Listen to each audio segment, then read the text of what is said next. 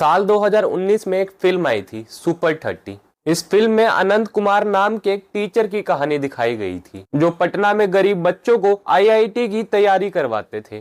Film में दिखाया जाता है कि कैसे एजुकेशन उनके लिए बिजनेस नहीं बल्कि एक मिशन था। लेकिन ये कहानी सिर्फ पढ़ाने तक ही लिमिटेड नहीं रहती, बल्कि फिल्म का एक बड़ा हिस्सा उस संघर्ष को दिखाता है जो उन्हें कोचिंग माफिया और ताकतवर लोगों के खिलाफ लड़ना पड़ता है। उन पर कई जानलेवा हमले होते हैं, उन पर कोचिंग बंद करने का दबाव डाला जाता है और उन्हें रोकने के लिए हर मुमकिन कोशिश की जाती है। एक ऐसी लड़ाई जहाँ एक तरफ शिक्षा थी और दूसरी तरफ शिक्षा का व्यापार करने वाले व्यापारी। जब सुपर 30 फिल्म रिलीज हुई थी तो बहुत से लोगों को लगा था कि कोचिंग माफिया सिर्फ फिल्मों की कहानी होती है, एंटरटेनमेंट के लिए चीजों को बढ़ा चढ़ाकर दिखाया गया होगा। लेकिन रियलिटी हमेशा पर्दे पर दिखाई गई कहानी से कहीं ज्यादा उलझी होती है। 2 जून 2026 को पटना में खान सर के कोचिंग सेंटर पर हुई घटना भी शायद इसी का एक उदाहरण हो। जय हिंद, मेरा नाम है अनुराग शर्मा और स्वागत है आपके एक नई वीडियो में।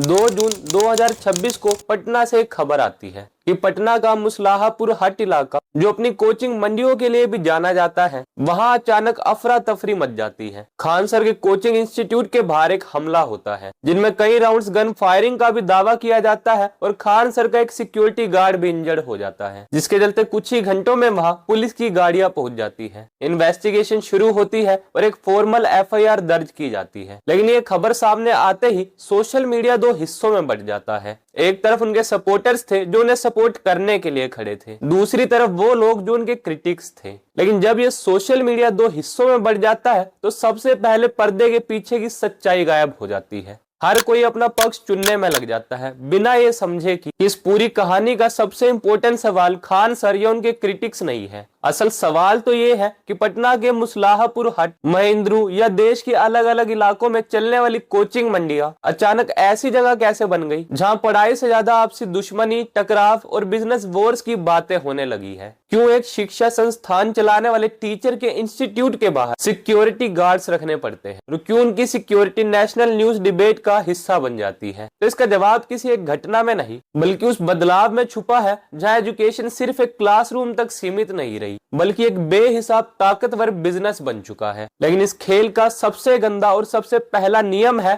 Faculty poaching. आज के दौर में अगर कोई टीचर पॉपुलर हो जाता है, उनके यूट्यूब चैनल्स पर मिलियंस व्यूज आने लगते हैं, तो वो सिर्फ एक टीचर नहीं रहता बल्कि वो एक वॉकिंग बैंक बन जाता है जो जिस भी कोचिंग इंस्टीट्यूट में खड़ा हो जाए वहां अगले ही दिन 10,000 बच्चे लाइन लगाकर खड़े हो जाएंगे। आपको क्या लगता है ये कोचिंग इंस्टीट्यूट आपस में सिर्फ इस बात पर लड़ते हैं कि कौन ज्यादा अच्छा पढ़ाता है? बिल्कुल नहीं, बल्कि ये लड़ाई है मार्केट मोनोपोली की। ये लड़ाई है उस मार्केट पर कब्जा करने की जिसका टर्नओवर हजारों करोड़ का है। एक कोचिंग का ओनर दूसरे कोचिंग के टॉप स्टार टीचर को टारगेट करता है, उसे खुलेआम ऑफर दिया जाता है, डबल सैलरी, लग्जरी फ्लैट्स, करोड़ों का साइनिंग अमाउंट और रिवेन्यू में शेयर। जिसमें से कुछ टीचर्स तो ऐसे होते हैं जो ऑफर लेकर दूसरे कोचिंग इंस्टीट्यूट्स ज्वाइन कर लेते हैं, तो वहीं कुछ टीचर्स ऐसे भी होते हैं जो इन लाखों करोड़ों रुपयों के ऑफर्स को ठुकराकर खुद का कोचिंग इंस्टीट्यूट ओपन करते हैं और बच्चों को फ्री में पढ़ाते हैं और साथ ही कुछ स्पेशल गवर्नमेंट एग्जाम्स की तैयारी करवाने के लिए भी उन दूसरे कोचिंग इंस्टीट्यूट से काफी कम दामों पर अपना कोर्स सेल करते हैं, जिसे सुनकर आपको लगता होगा कि वाह कितने महान लोग हैं। लेकिन अभी रुक जाइए, जरा सब्र कीजिए, क्योंकि रियलिटी इससे काफी अलग है। आपने भी कई बार कुछ बड़े टीचर्स को ये कहते सुना होगा कि हमें भी किसी दूसरे कोचिंग इंस्टीट्यूट या कंपनी से कई 100 करोड़ का ऑफर आया था, लेकिन हमने वो ऑफर ठुकरा दिया क्योंकि हम चाहते थे शिक्षा को फ्री बनाना या इतना अफोर्डेबल बनाना कि गरीब से गरीब बच्चा भी पढ़कर अपना भविष्य संवार सके।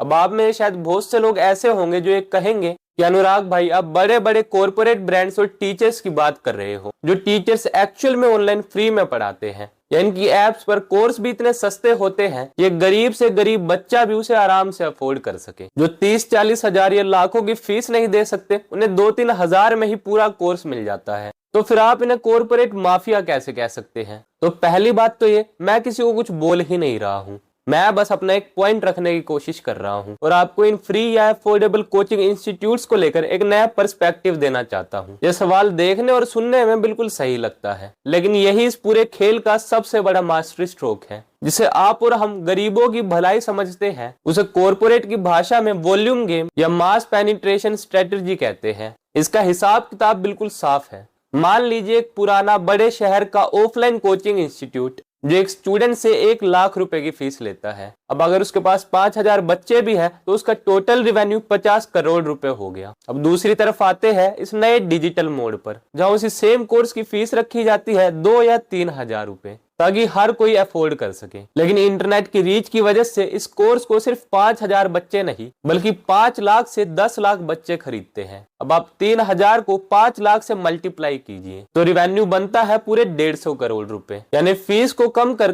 कस्टमर की संख्या को इतना बढ़ा दिया गया कि कमाई पहले से 3 गुना ज्यादा हो गई। यह कोई चैरिटी नहीं है बल्कि धंधा चलाने का एक बहुत ही सॉलिड तरीका है, जिससे इन टीचर्स को काफी हाई प्रॉफिट के साथ साथ लोगों की सिंपैथी भी मिल जाती है। एग्जाम्पल के लिए अब खान सर के कोर्स की फीस देख लीजिए, जो अपने official platform Khan global studies पर UPSC, SSC, railway, state PCS, defence जैसे और भी कई बड़े कॉम्पिटिटिव एग्जाम्स की तैयारी करवाते हैं, जिनके कोर्स की फीस मात्र कुछ हजारों रुपए रखी गई है। जिससे एक बात तो तय है कि बच्चों को काफी अफोर्डेबल प्राइसेस पर कोर्स मिल जाते हैं, ताकि वो बड़े ही अच्छे से अपने एग्जाम की तैयारी कर सके। और इसमें कुछ गलत भी नहीं है कि अगर ये टीचर्स अपने कोर्स लो प्राइस पर ज्यादा बच्चों को सेल कर हाई प्रॉफिट कमा रहे हैं। बस प्रॉब्लम सिर्फ इतनी है कि जब ये लो प्राइसेस पर भी अपना कोर्स सेल कर काफी अच्छा प्रॉफिट कमा रहे हैं, तो फिर ये लोग अपने लाखों करोड़ों का ऑफर ठुकराकर सिंपैथी क्यों लेते हैं। दरअसल ये सिंपैथी भी एक स्ट्रॉन्ग ब्रांड वैल्यू क्रिएट करने में मदद करता है, जिससे एक स्ट्रॉन्ग सोशल इमेज बनाई जा सके। लेकिन अगर किसी की भी लाखों करोड़ों रुपए की बनाई गई इमेज बर्बाद हो जाए